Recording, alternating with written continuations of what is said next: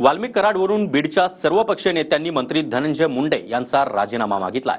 मात्र मी आरोपी नाही किंवा माझा काही संबंध नाही असं म्हणत राजीनामा का द्यायचा असा सवाल मुंडे यांनी केलाय। तर दुसरीकडे खासदार बजरंग सोनवणे यांनी देखील गंभीर आरोप केलाय। अजित पवारांच्या ताफ्यातील गाडी वाल्मिक कराडनं सरेंडरसाठी वापरल्याचं सोनवणे यांनी म्हटलंय। पाहूया त्याच संदर्भातला एक रिपोर्ट।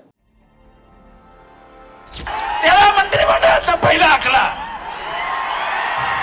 धनंजय मुंडे साहेबांचा राजीनामा घेतला पाहिजे। आता कार्यक्रम करून दाखवा। तुमच्या जर धमक असेल, तुमच्या जर हिंमत असेल, त्या पहिला या मंत्रीला हकलून काढायला पाहिजे, हलकटपणी करायला पाहिजे मंत्रिमंडळात। मी राजीनामा द्यावा तर का द्यावा याचं काहीतरी कारण लागेल। या कुठल्याही प्रकरणामध्ये मी ना आरोपी आहे। मी राजीनामा का द्यायचा? मी आरोपीही नाही किंवा माझा संबंधही नाही, त्यामुळे राजीनाम्याचा प्रश्नच नाही असं धनंजय मुंडे म्हणाले। म्हणजेच राजीनामा देणार नाही हे मुंडेंनी स्पष्ट केलं। अहो, एवढ्या जनतेला माहिती आहे हक्काचा बाप कोण आहे, तर त्याला मंत्रिमंडळात ठेवलाय कशाला? तेव्हा मंत्रिमंडळाचा पहिला आखला। ही केस अंडर ट्रायल चालली पाहिजे। ही फास्ट ट्रॅक वर चलतात म्हणून सरकारने जाहीर केलंय। तोपर्यंत धनंजय मुंडे साहेबांचा राजीनामा घेतला पाहिजे। राजीदादाला सुद्धा सांगायचं, तुम्ही आयुष्यभर परखडपणाने बोलू नका। मी माझी काम करण्याची पद्धत ही आहे, पण काम करण्याची पद्धत तुमची तशी असेल परखडपणाने। करेक्ट? आता कार्यक्रम करेक्ट करा तुम्ही। आता कार्यक्रम करून दाखवा। तुमच्या जर धमक असेल, तुमच्या जर हिंमत असेल, त्या पहिला या मंत्रीला हकलून काढायला पाहिजे, हलकटपणी करायला पाहिजे मंत्रिमंडळात। मुद्दा असा आहे की मी राजीनामा द्यावा तर का द्यावा याचं काहीतरी कारण लागेल।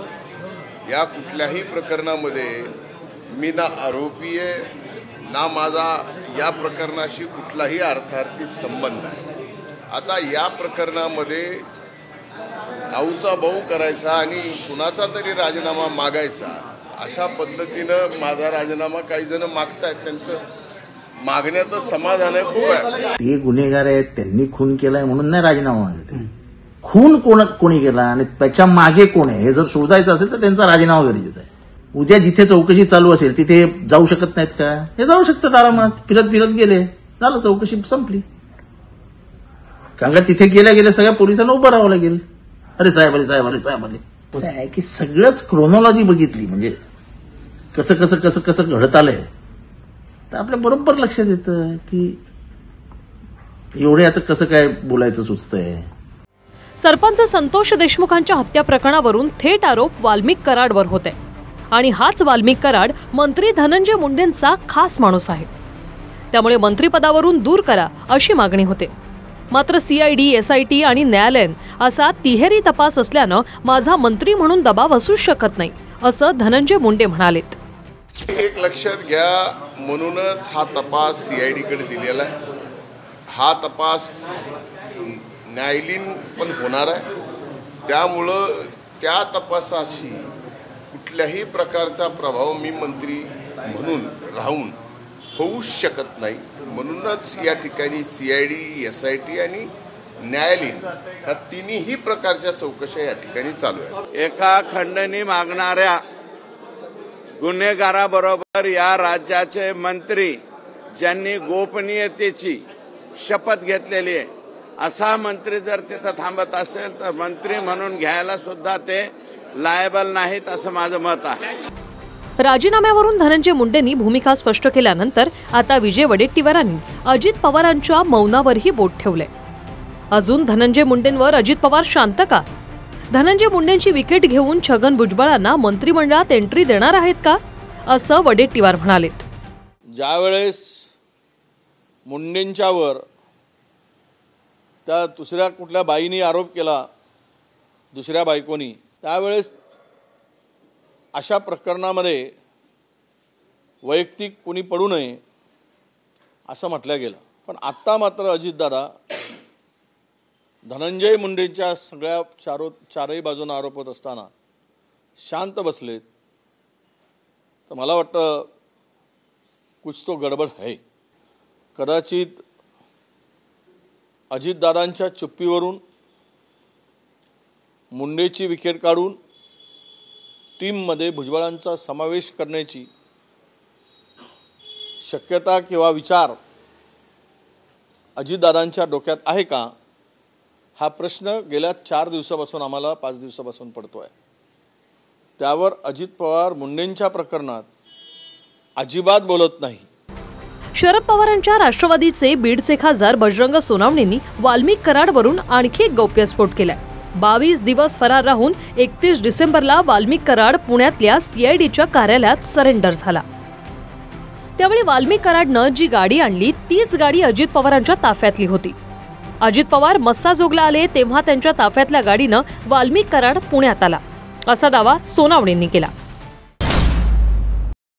महाराष्ट्र राज्याचे उपमुख्यमंत्री आदरणीय अजितदादा पवारसाहेब ज्या दिवशी आमच्या संतोषांना देशमुख यांच्या कुटुंबाला भेट द्यायला सांगून आले, आम्ही सकाळी तिथून भेट देऊन गेलो पवारसाहेबांनी मी.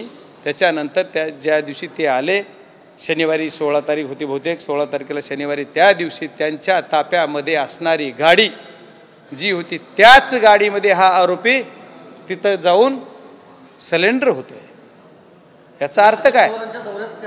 त्या दौऱ्यामध्ये तिथं मस्साजोगला ही गाडी अवेलेबल होती आणि तीच गाडी त्याच गाडीमध्ये हा आरोपी बसून तिथं जाऊन शरणागती देतोय. तर अजित पवारांच्या राष्ट्रवादीचे प्रवक्ते सुरज चव्हाणांनी बजरंग सोनावणेंचे आरोप फेटाळले. अजितदादांच्या ताफ्यात असलेली गाडी आणि वाल्मिक कराडनं वापरलेली गाडी ही वेगळी होती. खासदार बजरंग सोनावणे उच्च शिक्षित असल्यामुळे त्यांना नंबर प्लेटमधला फरक समजला नसेल. बजरंग सोनावणे यांनी दिशाभूल करून प्रसिद्धी मिळवण्याचा प्रयत्न करू नये. अजितदादांनी तिथे भेट दिली त्याला दिवस झाले 14-15. आता हे जे काय सांगितलं जातं बेछूट आरोप करण्यामध्ये काय अर्थ नाही, कारण घडलेली घटना अत्यंत दुर्दैवी आहे, निर्दयी आहे. तपास योग्य रीतीने सुरू आहे, लवकरच कारवाई होईल. पण अशापैकी आरोप करण्यापूर्वी त्याची पुरावे देण्याची आवश्यकता आहे. सोनावणेंनी आणखी एक गौप्यस्फोट केला. 11 डिसेंबरला वाल्मिक कराडवर खंडणीचा गुन्हा दाखल झाला आणि 12 तारखेला वाल्मिक कराड आणि पोलिसांची मंत्री मुंडेंच्याच कार्यालयात भेट झाल्याचं सोनावणेंचं म्हणणं आहे. पोलिसांना भेटून कराड त्यांच्या नेत्याच्या फार्म हाऊसवर गेल्याचा सोनावणेंचा दावा आहे. जिम्मेदारीने सांगतो, पोलीस यंत्रणा का झाकवती म्हणजे का लपवती का माहीत नाही आहे, पण 12 तारखेला मला असं कळतं की पोलीस यंत्रणेची ह्या आरोपीची भेट झाली. ज्या नेत्यांसोबत हे काम करतात त्या नेत्यांच्या ऑफिसला. तरी पण पोलीस यंत्रणेनं त्यांना का अटक केली नाही आणि ते ऑफिसमध्येच पोलीस बसले नाही, बाहेरची बाहेर सेल्फ मारून. हा आरोपी कुठं गेला तर एका नेत्याच्या फार्म हाऊसवर गेला असं कळालेली माहिती आहे. खरी खोटी पोलीसला माहीत असू शकते. मग त्या फार्म हाऊसला गेल्यावर नेत्यांची पण भेट झाली असेल. इकडे तपासाबद्दल बोलायचं झालं तर बीड पोलिसांनी वॉन्टेडचं पोस्टर जारी केलं. सुदर्शन घुले, कृष्ण आंधळे आणि सुधीर सांगळे हे 3 आरोपी फरार आहेत. त्यावरून आता पोलिसांनी बक्षीसच जाहीर केले.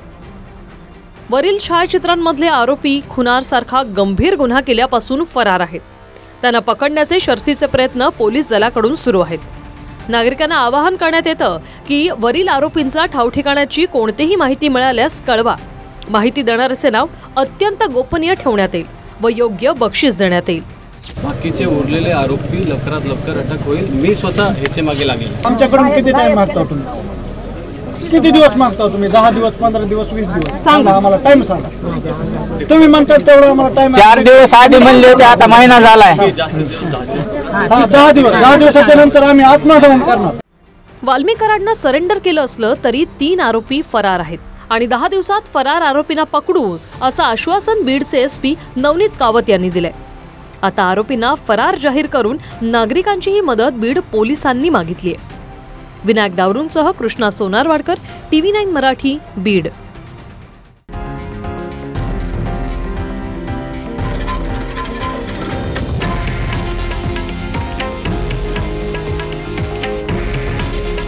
हे आहे देशातील नंबर 1 न्यूज नेटवर्क आणि आपण पाहत आहात TV9 मराठी.